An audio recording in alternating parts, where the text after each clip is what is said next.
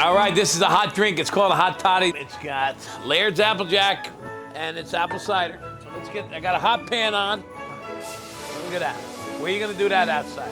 A little knob of ginger, cinnamon stick, bay leaf, piece of jalapeno, a little star anise. We're gonna throw some orange in there. Nutmeg, lemon.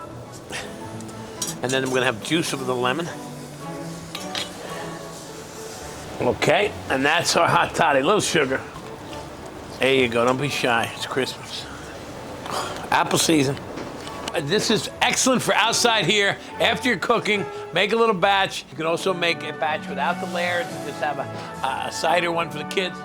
And but the smell of this alone, bring it into the house. My mom used to make this for me. That's why it turned out the way it did. Wow.